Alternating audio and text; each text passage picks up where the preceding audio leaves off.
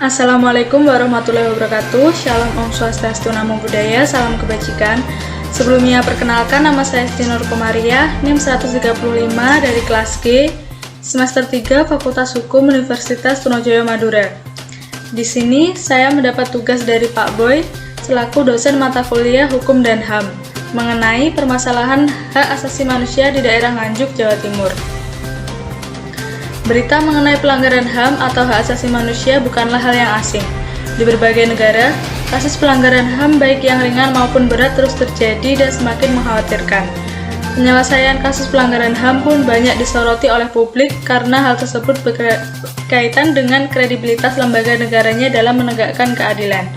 Menurut pasal 1 angka 6 Undang-Undang Nomor 39 Tahun 1999 tentang Hak Asasi Manusia, pelanggaran hak asasi manusia adalah setiap perbuatan seseorang atau kelompok orang, termasuk aparat negara, baik disengaja maupun tidak disengaja, atau kelalaian yang secara hukum mengurangi, menghalangi, membatasi, dan atau mencabut hak asasi manusia seseorang atau kelompok orang yang dijamin oleh undang-undang dan tidak mendapatkan atau dikhawatirkan tidak akan memperoleh penyelesaian hukum yang adil dan benar berdasarkan mekanisme hukum yang berlaku.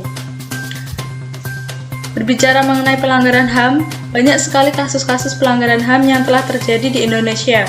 Salah satunya yaitu kasus pembunuhan berencana terhadap Vicky Febrin Piawai yang berumur 28 tahun, warga Kelurahan Mangundekaran, Nganjuk, Jawa Timur, pada Jumat 29 Maret 2019 lalu.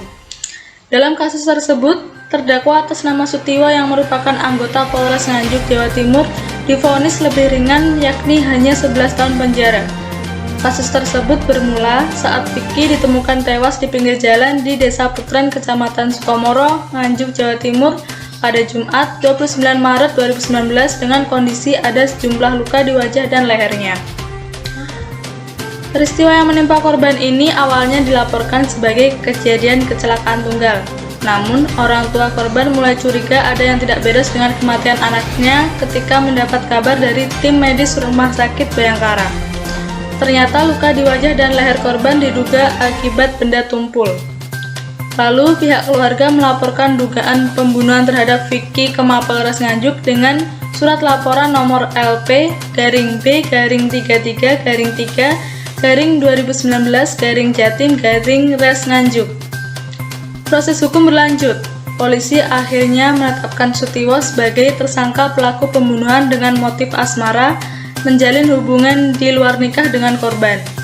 Sutiwo yang merupakan anggota Satuan Lalu Lintas Polres Nganjuk ini tega menghabisi nyawa korban karena selalu meminta uang kepada tersangka. Jika tak diberi, korban mengancam melaporkan Sutiwo kepada atasannya. Majelis Hakim Persidangan menyatakan Sutiwo terbukti bersalah melakukan pembunuhan berencana terhadap Vicky Febrin Piawai dan dijerat pasal 340 contoh pasal 55 ayat 1 ke 1 Kitab Undang-Undang Hukum Pidana. Pengadilan Negeri Nganjuk, Jawa Timur menjatuhkan vonis 11 tahun penjara terhadap Sutiwo, anggota Satuan Lalu Lintas Polres Nganjuk. Vonis ini lebih rendah dibanding tuntutan jaksa penuntut umum yakni 15 tahun penjara. Sementara itu, Nur Cahyo, ayah korban yang selalu mengikuti jalannya persidangan, mengaku kurang puas dengan putusan ini. Menurutnya, putusan hakim dengan memvonis 11 tahun penjara untuk terpidana Sutiwo dianggap masih terlalu ringan. Kasus pembunuhan terhadap Vicky Febrin Piawai yang dilakukan oleh Sutiwo tersebut merupakan salah satu bentuk dari kejahatan terhadap kemanusiaan dan termasuk dalam jenis pelanggaran HAM berat. Berdasarkan kasus pembunuhan di atas yang merupakan pelanggaran HAM, maka pembunuhan yang dilakukan tersebut juga bertentangan dengan konsep hak untuk hidup. Hak untuk hidup adalah suatu prinsip moral yang didasarkan pada keyakinan bahwa seseorang memiliki hak untuk hidup dan terutama tidak seharusnya dibunuh oleh manusia lainnya. Hak untuk hidup dijamin dalam pasal 28A Undang-Undang Dasar 1945 yang berbunyi, setiap orang berhak untuk hidup serta berhak mempertahankan hidup dan kehidupannya. Dasar hukum yang menjamin hak untuk hidup di Indonesia juga terdapat dalam pasal 9 Undang-Undang Nomor 39 Tahun 1999 tentang hak asasi manusia yang berbunyi, angka 1, setiap orang berhak untuk hidup, mempertahankan hidup, dan meningkatkan taraf kehidupannya. Angka 2, setiap orang berhak hidup tentram, aman, damai, bahagia, sejahtera, lahir dan batin. Angka 3, setiap orang berhak atas lingkungan hidup yang baik dan sehat.